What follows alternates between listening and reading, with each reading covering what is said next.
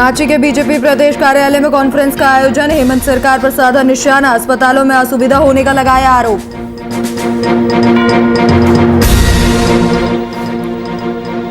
बोकारो में प्रदेश कांग्रेस ने किया रणनीति में बदलाव, वर्चुअल तरीके से करेंगे संगठन से संवाद। कोरोना महामारी को लेकर की जाएगी चर्चा।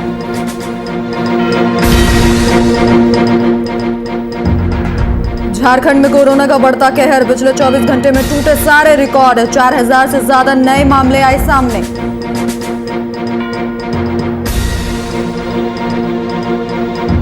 और गिरिडीह में निकाला गया फ्लैग मार्च, कोरोना को लेकर लोगों को किया गया सतर्क। मौके पर कई अधिकारी रहे मौजूद।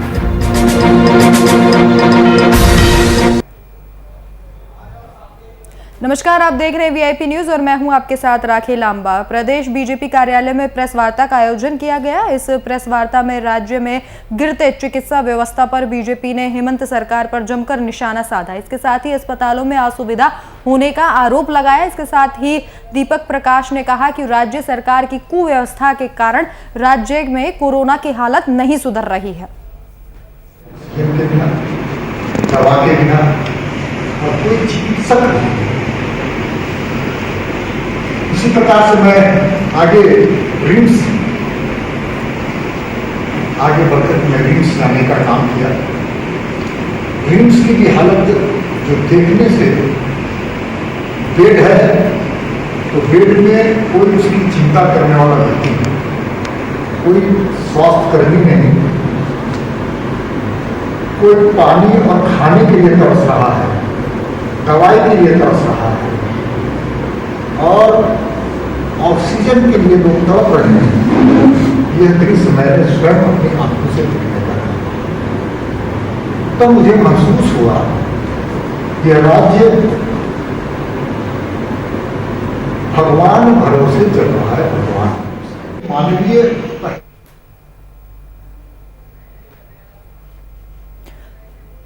प्रदेश बीजेपी कार्यालय में प्रेस वार्ता का आयोजन किया गया और इस दौरान बीजेपी ने हेमंत सरकार पर जमकर निशाना साधा।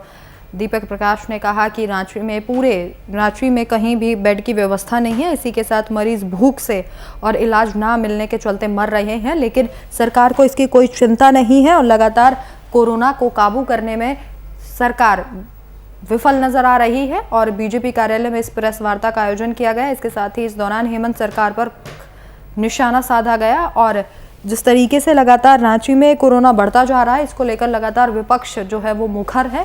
और इसी कड़ी में आज बीजेपी ने प्रेस वार्ता का आयोजन किया और सरकार पर जमकर निशाना साधा।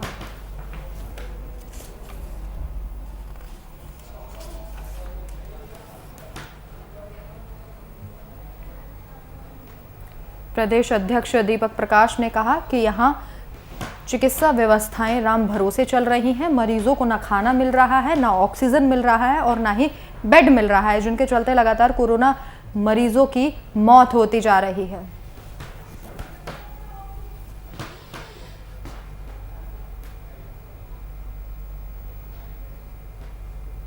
कोरोना की दूसरी लहर से कोई भी राज्य अछूता नहीं है और अब झारखंड भी इसकी चपेट में आ गया है।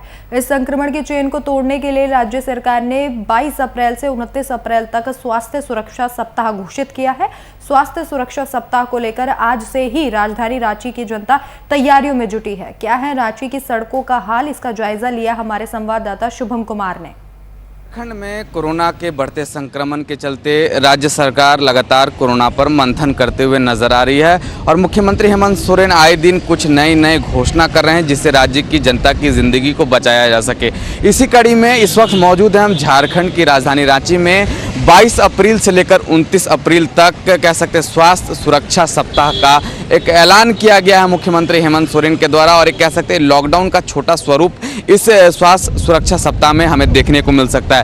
हालांकि इसकी शुरुआत 22 अप्रैल से होने वाली है, लेकिन आज 21 अप्रैल है और ये मौजूदा तस्वीर हम आपको दिखा रहे हैं क्योंकि सरकार ने साफ तौर पर स्वास्थ्य सुरक्षा सप्ताह में ये गाइडलाइन जारी किया है कि गैर ज़रूरी दुकानों को बंद किया जाएगा। तो आप तस्वीरों के माध्यम से देख सकते हैं अभी से झारखंड की राजधानी रांची में और कह सकते हैं आज से उसका पालन राज्य की जनता करने लगी है और तमाम दुकानों को यहाँ पर बंद कर दिया गया है। हालांकि जो ज़रूरत की दुकानें हैं, चाहे वो दवाइयों की दुकानों की बात कर ले, चाहे वो चश्मे की दुकानों की बात कर ले, एटीएम की बात कर ले, एटीएम को खोला गया है राज्य सरकार के द्वारा।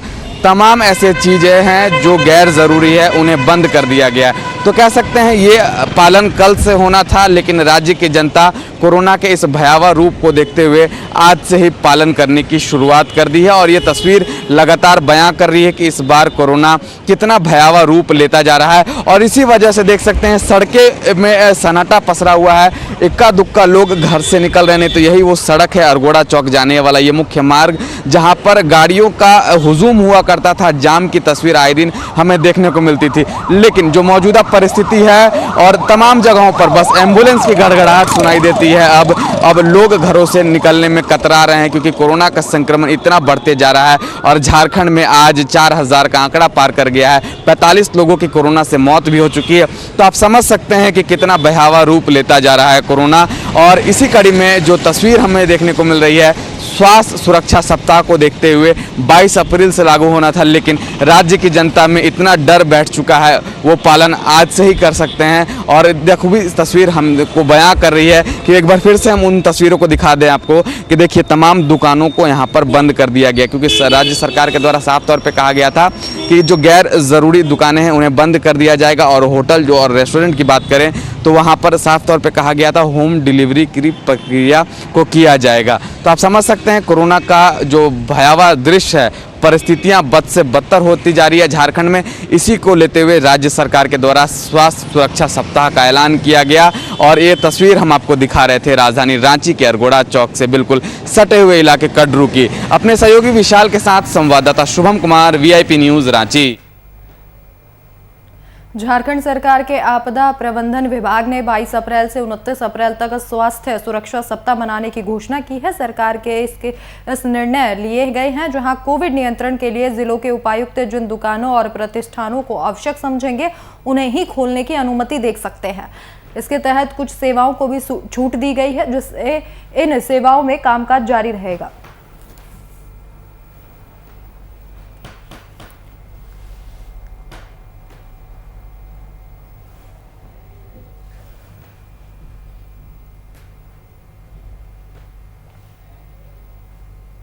कोरोना के बढ़ते संक्रमण और राज्य में 22 से 29 अप्रैल तक स्वास्थ्य सुरक्षा सप्ताह मनाए जाने को लेकर प्रदेश कांग्रेस ने भी अपनी रणनीति में बदलाव किया है, जहां कांग्रेस पार्टी वर्चुअल तरीके से जिले भर में संगठन से संवाद स्थापित करने का काम करेगी। वहीं मीडिया से बातचीत के दौरान राजेश ठाकुर ने कहा कि जिस तरह से कोरोना का संक्रमण बढ़ रहा है उसको देखते हुए वर्चुअल तरीके से संवाद स्थापित करने का काम किया जाएगा और इसके साथ ही जरूरतमंद लोगों को बेहतर इलाज, ऑक्सीजन की व्यवस्था सहित अन्य सुविधाएं उपलब्ध कराने के लिए प्रदेश में एक कंट्रोल रूम बनाया जाएगा।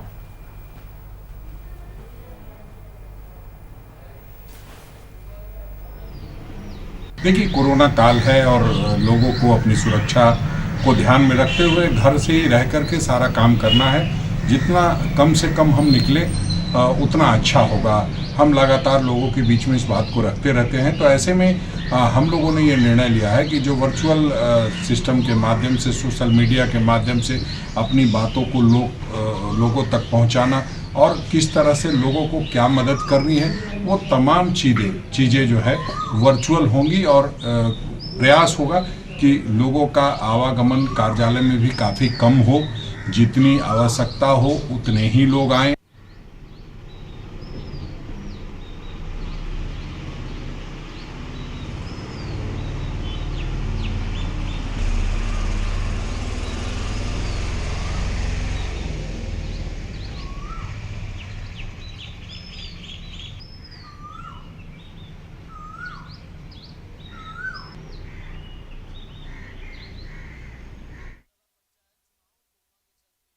को ऑक्सीजन और बेड पहुंचाया जाएगा।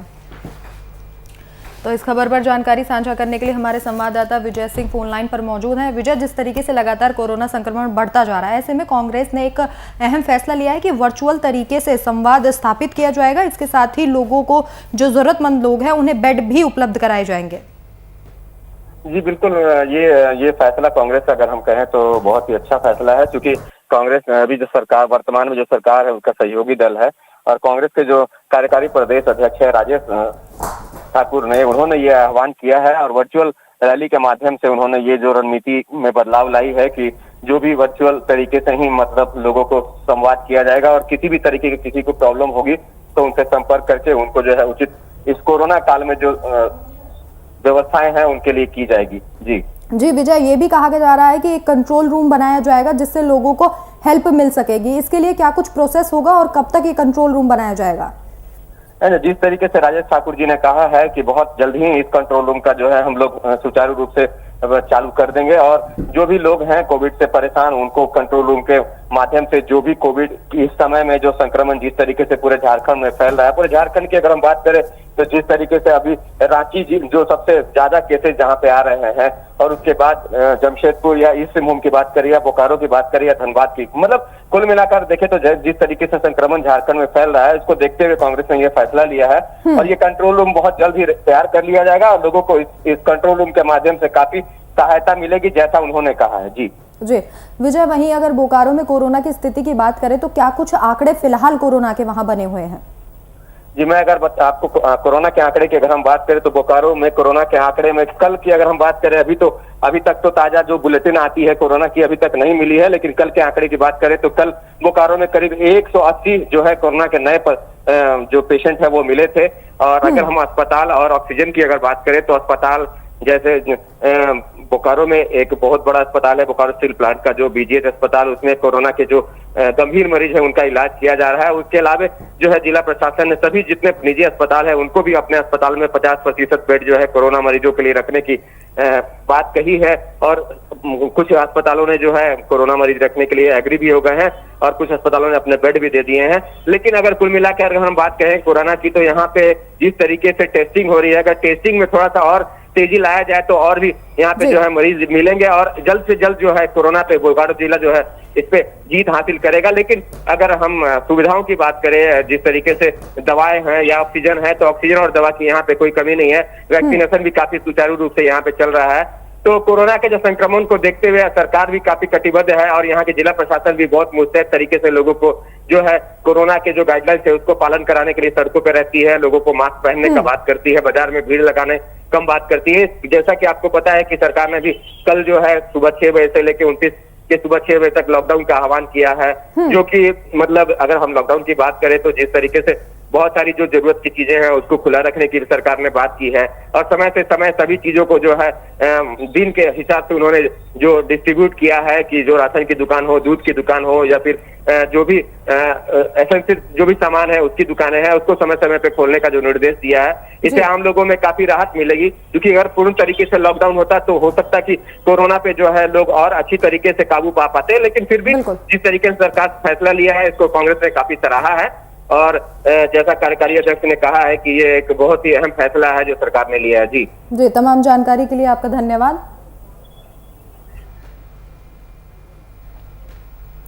राज्य में कोरोना संक्रमण लगातार बढ़ता जा रहा है। झारखंड में पिछले 24 घंटे में कोरोना के सारे रिकॉर्ड टूट गए हैं। बीते दिन 4000 से ज्यादा कोरोना संक्रमित लोगों की पुष्टि हुई है, वहीं 45 लोगों की कोरोना से मौत हो गई है। इधर राजधानी रांची में भी सबसे ज्यादा 1703 पॉजिटिव दर्ज किए गए हैं। वहीं दूसरी तरफ टीकाकरण अभियान भी जोरों पर है। राज्य भर में कुल 24,77,839 को पहले डोज और 3,74,762 लोगों को दूसरा डोज दिया गया है। राज्य की इस भयानक स्थिति को देखते हुए नगर निगम भी सतर्क दिखाई दे रहा है। अभी रांची से आया हुआ हूँ, ये मेरा पहला डोज है और कोई भी दिक्कत नहीं हुई। मैं तो चाहूँगा कि जितने भी लोग हैं वे ले लें जो नहीं लिए हुए हैं। घर में बच्चे लोग परेशान रहते हैं, किसी कोविड हो जाता है तो भाई बहुत तेजी से बचाव है, बूस्टर होता है, इससे कोई भी हानि नहीं, सिर्फ फायदा और फायदा है इससे।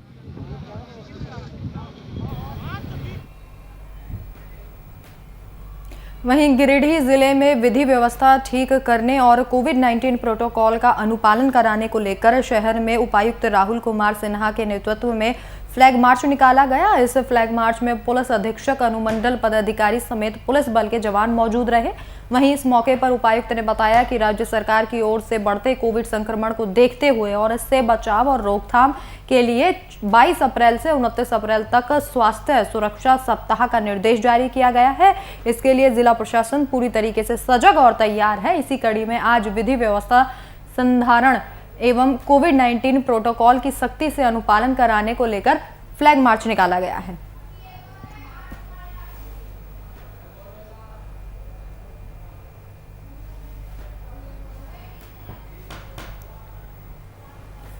तो शहर भर में फ्लैग मार्च निकाला गया है। इसके साथ ही लोगों से कोरोना गाइडलाइंस का पालन करने की अपील की गई है। लगातार प्रशासन इस ओर अलर्ट मोड में है कि लोगों से लगातार अपील की जा रही है कि कोरोना की जो भी गाइडलाइंस है उनका पालन की जाए। कि गिरिडीह जिले में विधि व्यवस्था ठीक करने और कोविड-19 का प्रोटोकॉल का अनुपालन कराने को लेकर शहर में उपायुक्त राहुल कुमार सिन्हा के नेतृत्व में फ्लैग मार्च निकाला गया। इस फ्लैग मार्च में पुलिस अधीक्षक, अनुमंडल पदाधिकारी समेत पुलिस बल के जवान मौजूद रहे। तस्वीरें आपके सामने, जहां पुलिस के द्वारा फ्लैग मार्च निकाला गया और इसके साथ ही लोगों से अपील की गई कि कोरोना की जो भी गाइडलाइंस है उनका पूरी तरीके से पालन किया जा सके।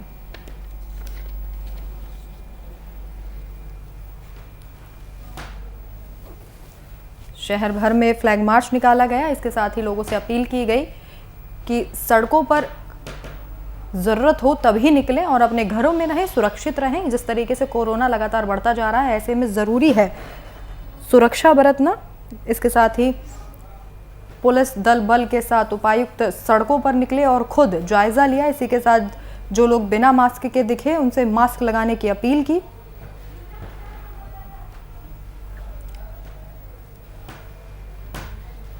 तो इस खबर पर जानकारी साझा करने के लिए हमारे संवाददाता मुन्ना प्रसाद फोन लाइन पर मौजूद है। मुन्ना, जिस तरीके से लगातार कोरोना बढ़ता जा रहा है, तो ऐसे में प्रशासन के द्वारा फ्लैग मार्च निकाला गया और जनता से अपील की गई कि कोरोना की जो गाइडलाइंस है उनका लगातार पालन किया जा सके। जी, दरअसल गिरिडीह में कोरोना की स्थिति बहुत गंभीर है। यहाँ अब तक 175 से भी अधिक लोग संक्रमित पाए जा चुके हैं।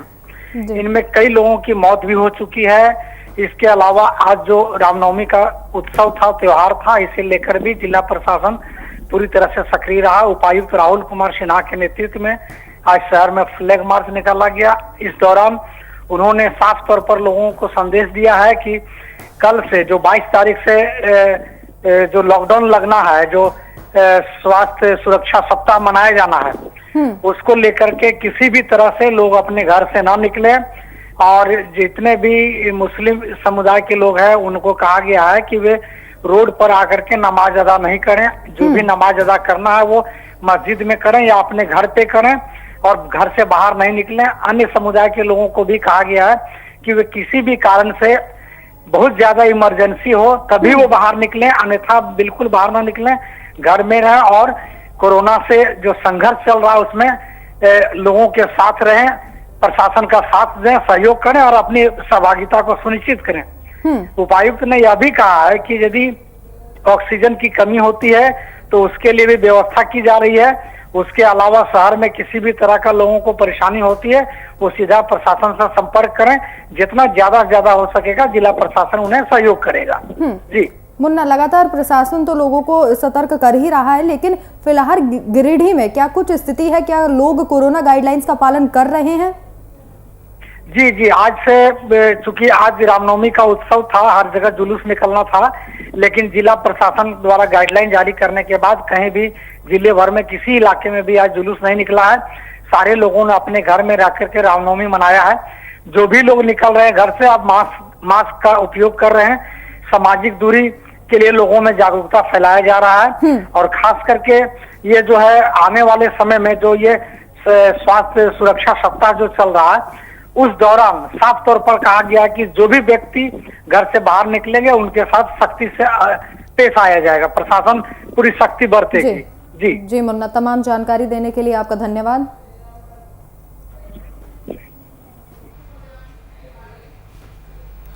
पलामू में लाख मना करने के बाद भी लोग लापरवाह नजर आ रहे हैं। वहीं पुलिस प्रशासन की ओर से लगातार मेदिनीनगर शहर के चौक चौराहों पर विशेष चेकिंग अभियान चलाया जा रहा है। वहीं बाइक सवार को भी जो बिना मास्क लगाए नजर आ रहे हैं उनसे 500 रुपए का जुर्माना लिया जा रहा है, लेकिन फिर भी लोग लापरवाह दिखाई दे रहे हैं। ट्रैफिक प्रभारी रुद्रानंद सरस ने कहा कि लोग मानने को तैयार नहीं है, फिर भी हम लगातार कोशिश कर रहे हैं।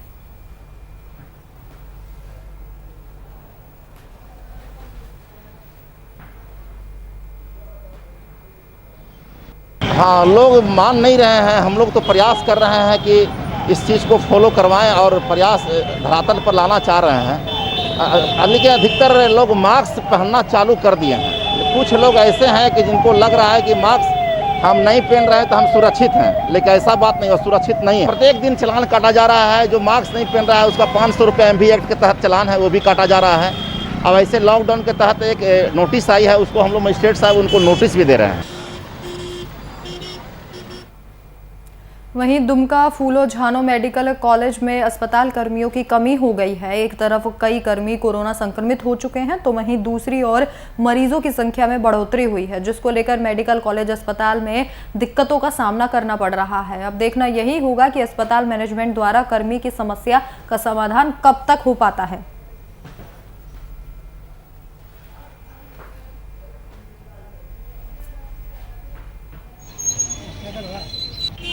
स्टाफ की तो बहुत ज़्यादा कमी है, स्टाफ भी कम है, उसके बावजूद बहुत सा स्टाफ कोविड पॉजिटिव हो गए हैं, कुछ लोग बीमार है, उससे क्राइसिस और बढ़ गई है। कितने स्टाफ हैं सर अभी आपके कोविड पॉजिटिव? 10 के लगभग। DMCH के 10 स्टाफ कोविड पॉजिटिव हैं लगभग। हो सकता है कुछ ज़्यादा भी हो जाए।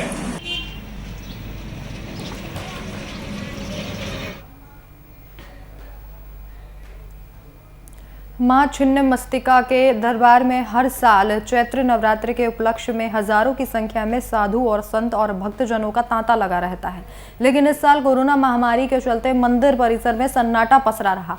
जहां मंदिर कमेटी का कहना है कि हम सभी सरकारी गाइडलाइंस के नियमों का पालन करते हुए इस महामारी पर विजय प्राप्त करने की कोशिश करेंगे, जिससे हम और हमारा परिवार सुखी और सुरक्षित स्वस्थ रह चुके।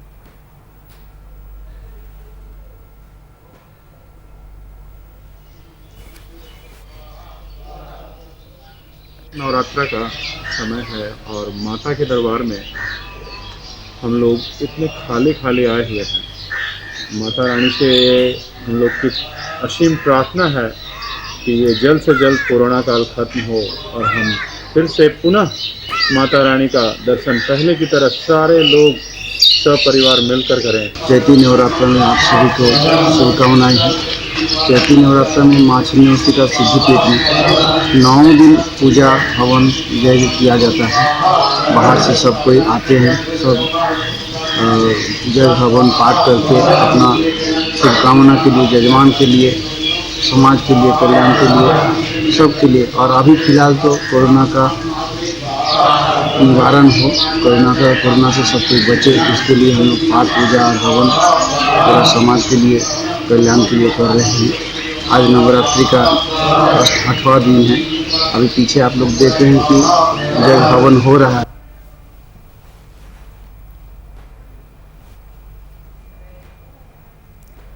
तो कोरोना के चलते श्रद्धालु माता छिन्नमस्तिका के मंदिर नहीं पहुंचे। हालांकि हर साल चैत्र नवरात्रि के आखिरी दिन यहाँ भक्तजनों का तांता लगा रहता है। साधु संत भी भारी संख्या में यहाँ आते हैं, लेकिन सरकार की गाइडलाइंस के मुताबिक रामनवमी के दिन यहाँ भीड़ इकट्ठी नहीं हुई और हवन यज्ञ करके रामनवमी को मनाया गया। इस दौरान सोशल डिस्टेंसिंग का पालन किया गया। इसके साथ ही लोगों का कहना है कि कोरोना की गाइडलाइंस का पालन करते हुए वो मंदिर नहीं पहुँचे हैं और संक्रमण की इस चेन को तोड़ना बहुत ज़रूरी है। ऐसे में सरकार ने भी गाइडलाइन जारी की है कि किसी भी त्यौहार पर जुलूस ना निकाला जाए। इसी के साथ ही मंदिरों में ना जाकर घरों में ही पूजा की जाए।